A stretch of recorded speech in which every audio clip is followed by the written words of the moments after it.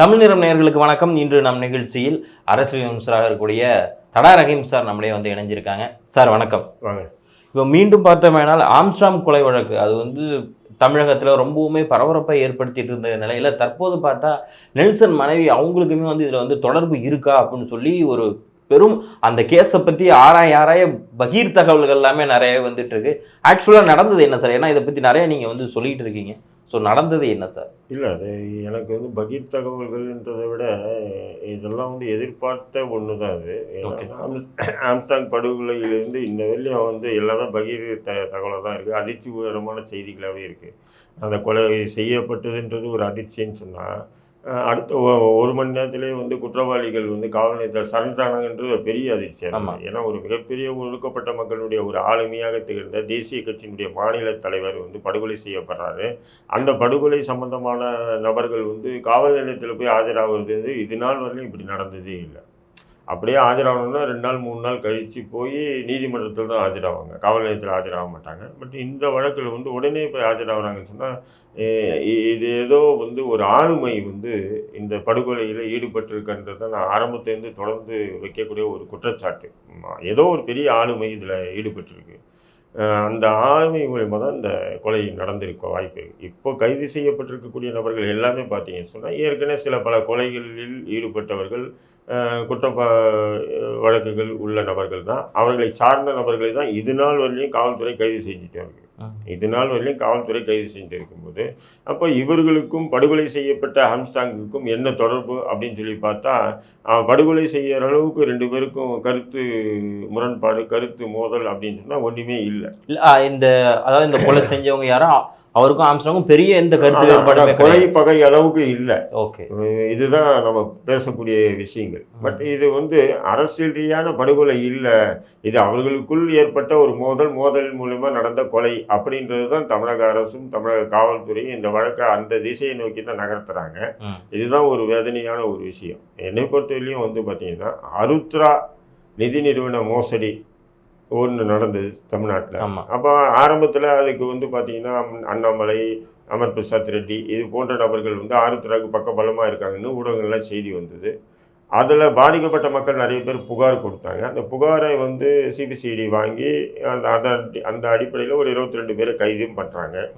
கைது பண்ணி ஒரு 500 ஸ்பெஷல் ஏஜென்ட்டுகள், அதாவது ஆருத்ரானுடைய ஸ்பெஷல் ஏஜென்ட்டுகள்கிட்டேருந்து ஒரு 100-150 கோடி ரூபாய் வரலையும் பறிமுதல் செய்ததாக ஊடகங்களில் வந்த தகவல் தான். அது உண்மை நிலை என்னன்னு தெரியல, ஊடகம் வந்த தகவல் தான். ஆனால் இந்த ஆருத்ரா விஷயமா பார்த்தீங்கன்னு சொன்னால் தமிழக அரசு காவல்துறை அதை கையில் எடுத்த பிறகு இப்போது அந்த வழக்கு எந்த நிலையில் இருக்கின்றது ஒரு கொஸ்டின் மார்க்காக இருக்குது. இப்போ பெரும்பாலும் என்ன சொல்கிறாங்கன்னு சொன்னால் ஆருத்ரா விஷயமாக தான் ஆம்ஸ்ட்ராங் படுகொலை செய்யப்பட்ட ஆரம்பத்தில் இதே திமுக ஆதரவு ஊடகங்கள் வெளியிட்ட செய்தியை நான் சொல்கிறேன், வேறு யாரும் இல்லை. ஆதரவு ஊடகங்கள் வெளியிட்ட செய்தியின் அடிப்படையில் பார்த்தேன் ஆருத்ராவை பாதிக்கப்பட்ட மக்களுக்கு ஆதரவாக ஆம்ஸ்ட்ராங் இருந்ததாகவும், அந்த ஆருத்ராவுக்கு ஆதரவாக ஆற்காடு சுரேஷ் இருந்ததாகவும், அதனால தான் சுரேஷ் படுகொலை செய்யப்பட்டதாகவும் கொண்டு வந்தாங்க இல்லைங்களா. இப்போ கொண்டு வந்துட்டு இப்போ அந்த வழக்கையும் ஆருத்ராவை விசாரணை வளையத்துக்குள்ளே கொண்டு வராமல் அதை விட்டு மற்ற விஷயங்களெல்லாம் கொண்டு போகிறாங்கன்னும் போது வேறு ஏதோ ஒரு விஷயத்தை மறைப்பதற்காக நடத்தக்கூடிய ஒரு செயலை தான் நம்ம பார்க்குறோம். இது ஏன்னா இதில் நீங்கள் சொன்னீங்க இந்த விஷயம் எல்லாமே இது இப்படி தான் போகும் அப்படிங்கிறது எனக்கு தெரியும் அப்படின்னு சொல்லி. ஸோ அதை எதை வச்சு சார் நீங்கள் சொல்கிறீங்க இதை? ஏன்னா எங்களோட சைட்லேருந்து பார்க்குறப்ப இது என்ன திடீர்னு பார்த்தா இதில் கட்சி சார்ந்த சில பேர் சொல்கிறாங்க. இப்போ பார்த்தா ஒரு டைரக்டரோட ஒய்ஃப் அப்படிங்கிறது போகிறப்ப அவங்க என்ன சொல்கிறாங்க அப்படின்னா, இல்லை ஜஸ்ட் ஃபோனில் தான் என் கூட பேசுனாங்க, ஃப்ரெண்ட்லியாக எனக்கு அந்த இதில் தெரியும் அப்படிங்கிறத சொல்கிறாங்க. ஸோ நீங்கள் எப்படி சார் பார்க்குறீங்க இந்த ஒரு விஷயத்தை? இல்லை, நீங்கள் அவர் இயக்குனருடைய மனைவி ஏதோ மொட்டைகிருஷ்ணன் சொல்லிட்டு ஒரு நபர் அந்த வழக்கில் உள்ளதாகவும், அவரே அந்த வழக்கில் இருக்கார் இல்லைன்றது யாருக்குமே தெரியாது. இதுவரையும் காவல்துறை ஆஃபீஸில் ஒரு ஸ்டேட்மெண்ட் கூட கொடுத்தது இல்லை, நல்லா புரிஞ்சுக்கணும். பட் அந்த மொட்டைகிருஷ்ணனுக்கு விட தொடர்பு இருந்ததாகவும், அந்த மொட்டைகிருஷ்ணனை அடைக்கலம் கொடுத்ததாகவும் ஊடகங்களில் வரக்கூடிய தகவல் தான் எல்லாமே. அஃபிஷியலாக நம்ம காவல்துறைகிட்ட நம்ம கேட்க முடியாது. ஏன்னா விசாரணையில் இருக்கும்போது எந்த விஷயத்தையுமே தகவல்கள் சொல்ல மாட்டாங்க. ஆனால் எனக்கு தெரிஞ்சு சில பேர் சொன்ன விஷயங்கள் என்னென்னா, ஏற்கனவே இதை போல் நிறைய பேரை விசாரிச்சிருக்காங்க. அது போல் விசாரணையில் இது எப்போ நடந்த ஒரு விஷயந்தான். இது இப்போ வந்து திடீர்னு நெல்சனுடைய மனைவியை கூப்பிட்டு வச்சு காவல்துறை விசாரிக்கலை.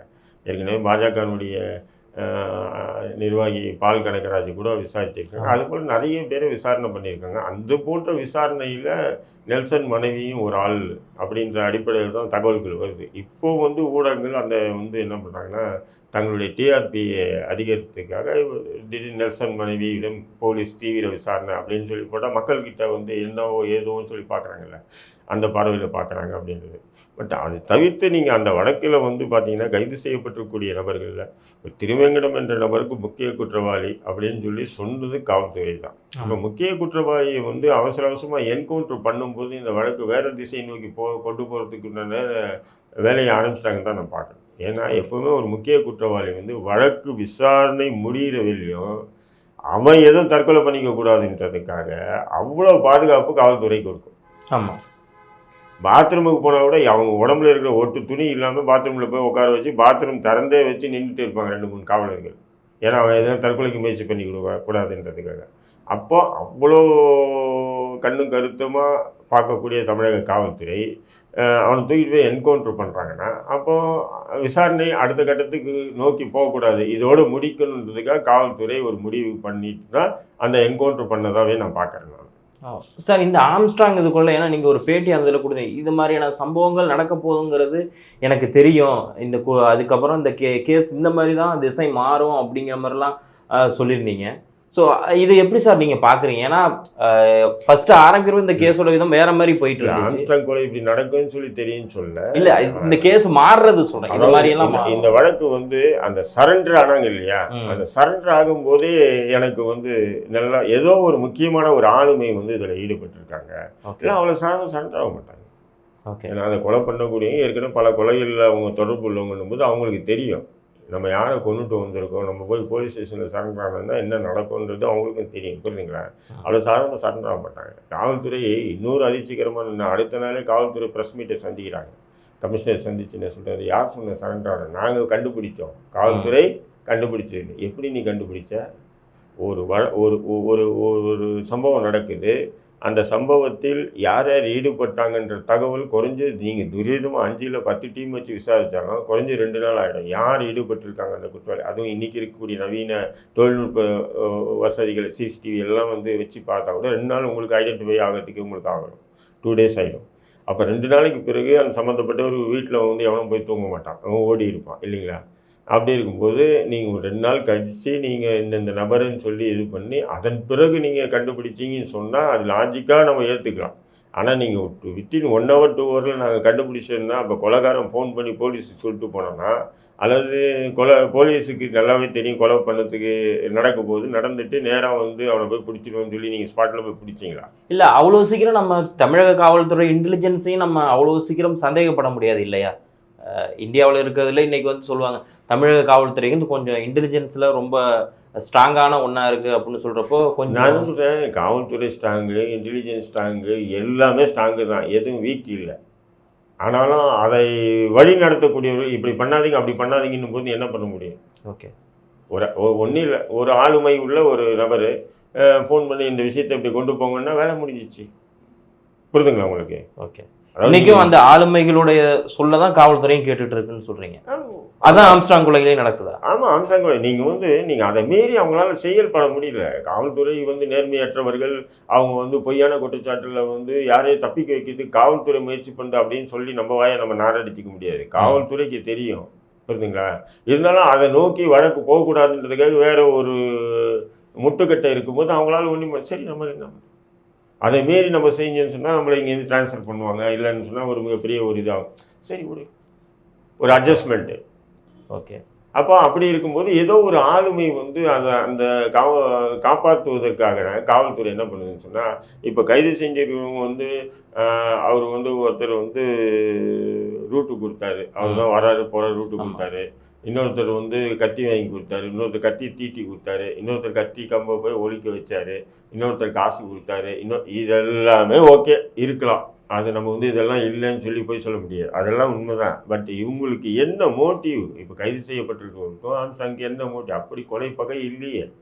நீங்கள் என்ன சொல்கிறீங்க, ஆற்காடு சுரேஷ் கொலைக்கு ஆம்ஸ்ட்ராங் தொடர்பு, ஆற்காடு சுரேஷ் கொலைக்கு ஆம்ஸ்ட்ராங் தொடருன்னா அப்போ காவல்துறை வந்து ஆற்காடு சுரேஷ் கொலை வழக்கை வந்து சரியான முறையில் விசாரணை பண்ணலையா? விசாரணை பண்ணி ஆம்ஸ்ட்ராங்கை கைது பண்ணாமல் விட்டாங்களாம். இப்படியெல்லாம் கேள்வி வருதா இல்லையா? அப்போ ஆம்ஸ்ட்ராங் கொலை வழக்கு விஷயமா வந்து காவல்துறை அஜாக்கிரதையாக நடந்துச்சா? ஓகே, அப்போ இது சரின்னு சொன்னால் அது தவறாக தானே அர்த்தம். அப்போ அங்கே வந்து தீவிரமாக விசாரணை பண்ணி ஆம்ஸ்ட்ராங்கும் அதில் தொடர்பு இருக்கான்னு சொன்னால் நிச்சயம் அந்த நேரத்தில் வந்து ஊடகத்திலேயாச்சும் வந்திருக்க இல்லையா? இல்லை, இப்போ இந்த கொலை இதை நம்ம பார்க்குறப்ப, ஏன்னா இது வந்து இது ஒரு ஒரு பெரிய தேசிய கட்சியினுடைய மாநில தலைவருடைய கொலை வழக்கு அப்படின்னு இருக்கிறப்போ காவல்துறை அதுக்கு ஒரு சவாலான ஒரு விஷயமா எடுத்து அதை ஒருவேளை அதை ஆராயும் போது அந்த வழக்கை விசாரிக்கும் போது அடுத்தடுத்த அப்டேட் தகவல் அப்படிங்கிற மாதிரி கூட இதை நம்ம இந்த ஒரு கோணத்துலையும் நம்மளால பார்க்க முடியுமா சார்? அது அப்டேட் அப்படி கொடுக்கலையே, எல்லாமே இந்த மாரி குற்ற வழக்கில் உள்ளவங்கள தானே. இப்போ நாகேந்திரனுடைய பையன் அஸ்வத்தமனை கைது பண்ணுறாங்க. அஸ்வத்தமன் வந்து கைது பண்ணுறதுக்கு முன்னாடி பார்த்தீங்கன்னு சொன்னால் நக்கீரனில் ஒரு வீடியோ வருது. அந்த வீடியோவில் என்னென்னா நாகேந்திரன் தான் திட்டம் போட்டாப்புல, அவருடைய மகன் ஸ்கெட்ச் போட்டு அவன் மகன் மூலியமாக தான் முடித்தாங்கன்னு சொல்லி ஏற்கனவே ஒன்று வருது, ஒரு வீடியோ வருது. அந்த வீடியோ வந்து எனக்கு அனுப்பி யார் அஸ்வத்தமன் எனக்கு அனுப்பி சொல்கிறப்பல, அண்ணே பாருங்கண்ணே இது அநியாயமாக இருக்குது, எனக்கும் அப்பாவுக்கும் ஒரு துளியும் தொடர்பு இல்லை, இது என் குழந்தை மேலே ஆணியாக சொல்கிறேன்னு. யார் அஸ்வத்தமன் சொன்னேன்? அஸ்வத்தமன் என்கிட்ட சொன்னது. ஓகே, என்கிட்ட சொன்னாப்புல. அப்படியா தம்பி, அப்போ நீ என்ன பண்ணு, நீ அந்த வீடியோ அனுப்புன்னு சொன்ன. அனுப்புனாப்புல. அந்த வீடியோ அனுப்பி நான் வந்து ரிப்போர்ட் பண்ணேன். இங்கே எப்போவுமே நக்கீரன் போட்டான்னு சொன்னால் நக்கீரன் எப்பவுமே அனுப்பி போடுவாங்க. ரிப்போர்ட் பண்ணி விட்டேன், முடிஞ்சிச்சு. அதுக்கப்புறம் அவங்க நீக்கிட்டாங்க, அந்த வீடியோவை நீக்கிட்டாங்க. ஓகே, அந்த நேரத்துலேயே வந்து ஆம்ஸ்ட்ராங் வந்து ஏற்கனவே ஒரு சின்ன வழக்கில் வந்து அஸ்வத்தமனை கைது பண்ணுறாங்க. அதை கண்டித்து ஆம்ஸ்ட்ராங் பேசுகிறாப்புல. அஸ்வத்தாமனை கைது பண்ணது தப்புன்னு சொல்லி ஆம்ஸ்ட்ராங் பேசுகிறாங்க. அந்த வீடியோவும் அஸ்வத்தமனை எனக்கு அனுப்பிச்சிருந்தாப்புல, வீடியோ அனுப்பிச்சிருந்தாப்புல. அனுப்பியிருக்கும்போது நான் அதை பார்த்தேன். பார்க்கும்போது அதில் என்ன சொல்கிறாப்புலன்னு சொன்னால், இன்றைய கட்டமைப்பு எப்படி இருக்குது பாருங்கள். அந்த காவல்துறையாக இருக்கட்டும், அரசாக இருக்கட்டும், ஒரு குற்றவாளி இருந்தோன்னா அவன் புள்ளியும் குற்றவாளி தான் அப்படின்ற விஷயத்தில் தான். ஆனால் அவன் எக்காரணம் கூட முன்னேறக்கூடாது, அவன் கல்வியிலையோ அல்லது பொருளாதாரத்தையோ முன்னேறக்கூடாதுன்ற அடிப்படையில் தான் பார்க்குறாங்க. அதுக்கு உதாரணம் வந்து அஸ்வத்தமனை கைது பண்ணியிருக்காங்க. அஸ்வத்தமனுக்கு அவங்க அப்பா வந்து நாகேந்திரன் ஒரு பிரபல ரவுடின்றதுக்காக அவங்க பையனும் ரவுடி ஆக்கணும்னு சொல்லிட்டு தானே காவல்துறை முயற்சி பண்ணுது. அப்போ இது எந்த மாதிரியான அரசியல், எந்த மாதிரியான முன்னெடுப்பை காவல்துறை துணையோடு செய்யுது? அவர் படிச்சுட்டு வழக்கறிஞராகி அரசியல் ரீதியாக அவர் தன்னை வந்து போகிறாரு, ஆனாலும் காவல்துறை விடலை. அப்போ வந்து ரவுடின்னா நீனும் ரவுடி ஆவிடான்னு சொல்லி கட்டாயப்படுத்துதா அப்படின்னு சொல்லி கண்டித்து ஒரு மீட்டிங்கில் பேசுகிறப்ப அந்த வீடியோவும் எனக்கு அனுப்பிச்சாப்புல. பாருங்க, எனக்கும் அங்கிளுக்கும் அவ்வளோ தொடர்புண்ணே, இதில் வந்து எங்களை போக்குற மாதிரி நக்கீரன் ஏற்கனவே போட்டான் அந்த வீடியோ. இப்போ என்ன நடக்க போகுதுன்னு அதுக்கேற்ற மாதிரியே வழக்கு இப்போ வந்து என்னாச்சு, அஸ்வத்தமனை கைது பண்ணாங்க. அதை தொடர்ந்து இவர் நாகேந்திரனையும் கைது பண்ணியிருக்காங்க. ஓகே, அப்போ இதில் வந்து கைது பற்றதாக சொல்ல வர்றவங்க எல்லாமே என்ன அப்படின்னா, இதில் உண்மையாகவே அவங்க வந்து இந்த கொலைக்கு காரணமானவங்க அப்படின்னு சொல்ல முடியாது இல்லையா? இப்போ காவல்துறையினுடைய பெரும்பாலும் இப்போ வரக்கூடிய ஊடகங்களில் வரக்கூடிய எல்லா தகவலும் இப்போ மொட்டை கிருஷ்ணன்றாங்க, அது உண்மையான கேரக்டராக போய் கேரக்டராக நமக்கு தெரியாது. ஓகே, ஊடகங்களில் வர செய்தி தான். ப்ரெஸ் போலீஸ் வந்து இன்னும் ப்ரெஸ் ரிலீஸ் வெளியில்லை. அப்புறம் வந்து இந்த சம்போ செந்தில்னு ஒரு கேரக்டர் கொண்டு சம்போ செந்தில் என்ற நபர் தெரியும், அது வேற விஷயம். அந்த நபர் ஒருத்தர் இருக்காரு, சம்போ செந்தில்னு ஒருத்தர், அவர் சம்போ செந்தில்னு சொல்லிட்டு வச்சிருக்காங்கன்னு வைங்க. ஆனால் அந்த நபர் இந்த வழக்கில் தொடர்பு இருக்காருன்னு தெரியாது. பட் அந்த கேரக்டரை ஊடகங்கள் தான் வெளியே கொண்டு வந்திருக்கு, புரியுதுங்களா? அப்புறம் வந்து பொன்னை பாலு வந்து தன்னுடைய கன்ஃபெஷன் ஸ்டேட்மெண்ட் வந்து இப்படி கொடுத்தாரு. அதாவது என்னுடைய அதான் அண்ணன் ஆற்காடு சுரேஷ் அன்னைக்கு பிறந்த நாள் அன்றைக்கி இவரை கொல்லுவோன்னு சொல்லி நாங்கள் இது போட்டோம். அப்படி ஊடகங்களில் செய்தி வருது. பட் அவருடைய கன்ஃபெஷன் ஸ்டேட்மெண்ட் அப்படி கொடுத்தாரா இல்லையான்னு நமக்கு தெரியாது. எதுவும் போலீஸும் வந்து கன்ஃபார்ம் பண்ணலை. ஊடகங்களில் வரக்கூடிய செய்திகள் தான். அதுவும் குறிப்பாக திமுக ஆதரவு ஊடகங்கள் இந்த மாதிரி செய்திகள் தொடர்ந்து வந்து என்னன்னு சொன்னால், ஆம்ஸ்ட்ராங் வழக்கு வந்து இது வந்து ரவுடிகளுக்குள்ளே நடந்த ஒரு மோதல், அந்த மோதலில் நடந்த ஒரு கொலை அப்படின்ற மாதிரி கொண்டு வரத்துக்கு தான் திமுக ஊடகங்களும் திமுக அரசும் அன்னிலிருந்து இன்ன வரையும் தொடர்ந்து அதை பேஸ் பண்ணுறாங்க. அதை தான் வந்து இயக்குனர் ரஞ்சித்து கூட தன்னுடைய ட்விட்டர் பக்கத்தில் கண்டிச்சிருந்தார். என்ன அவ்வளோ வெறுப்பு, ஏன் அண்ணன் அது ஆம்ஸ்ட்ராங்கை வந்து ரவுடியாகவே சித்தரிக்க பார்க்குறீங்க, முற்போக்காளர்ன்றீங்க, பகுத்தறிவாளர்ன்றீங்க, திராவிட சிந்தனையாளர்ன்றீங்க, ஆனால் நீங்கள் கூட அவரை ரவுடியாக தானே சித்தரிக்க பார்க்குறீங்கன்ற மாதிரி தன்னுடைய கண்டனத்தை வந்து பதிவு பண்ணியிருந்தாப்புல. புரியுங்களா உங்களுக்கு? அப்போது அந்த அடிப்படையில் இந்த வழக்கே கொண்டு போகிறாங்கன்ற. ஆனா அப்படி பார்த்தா திமுக அரசுமே பார்த்து இப்போ ஆளக்கூடிய திமுக அரசும் ஆம்ஸ்ட்ராங் அவருடைய கொலைகளுக்கு பிறகு காவல்துறையும் நிறைய மாற்றங்களை கொண்டு வந்திருக்காங்க அப்படின்னு தானே சொல்ல முடியும். ஸோ இதுக்கு அவங்களும் ஒரு காரணம், ஒருவேளை அவங்களும் கண்டுக்காம இருக்காங்க அப்படிங்கிற ஒரு குற்றச்சாட்டை அவங்க மேல வைக்க முடியாது இல்லையா திமுக அரசு மேல? ஏன்னா அவங்களும் காவல்துறை அதிகாரிகளை மாத்திட்டாங்க, அந்த கேஸ் இதை கொஞ்சம் டஃப்பா இது கொண்டு போயிட்டாங்கன்னு பாக்குறப்போ. சென்னை கமிஷனரா அவர் பேர் என்ன, அருணை நியமனம் பண்ணியிருக்காங்க. இது எதுக்காக நியமனம் பண்ணாங்கன்னா, ஆம்ஸ்ட்ராங் கொலையை தடுக்க தவறிய விஷயத்துக்காக கமிஷனரை மாற்றிட்டாங்க. அல்லது அவர் ப்ரெஸ்ஸில் கொடுத்த அந்த இன்டர்வியூ தான் காரணம் அப்படின்றாங்க. அது எதுவோ இருந்துட்டு போட்டோம். ஆனால் ஆம்ஸ்ட்ராங் கொலையை தடுக்க தவறிய விஷயத்தில் இப்போ ஏடிஜிபி கமிஷனராக இருக்கக்கூடிய அருண் கூட ஒரு காரணம் தானே. ஏன்னா அவர் ஏற்கனவே வந்து பார்த்திங்கன்னா சட்டம் ஒழுங்கு ஏடிஜிபியாக இருந்தவர். அவர் ஏதோ வந்து வெயிட்டிங் லிஸ்ட்டில் இருந்தவர் இல்லை. அவரை தூக்கிட்டு வந்து ஸ்பெஷலாக அவரை விசாரணைக்கு போட்டிருக்காங்க. ஏற்கனவே அவரும் ஒரு பொறுப்பு தான், சட்டம் ஒழுங்கு தமிழ்நாட்டில் கெடுறதுக்கு அவரும் ஒரு பொறுப்பாளியாக தான் இருந்திருக்காரு. ஏன்னா ஏடிஜிபி சட்டம் ஒழுங்குன்றது சாதாரணமான பொறுப்பு, கண்டிப்பாக முக்கியமான ஒரு பதவி அது. ஆமாம், பொறுப்பு.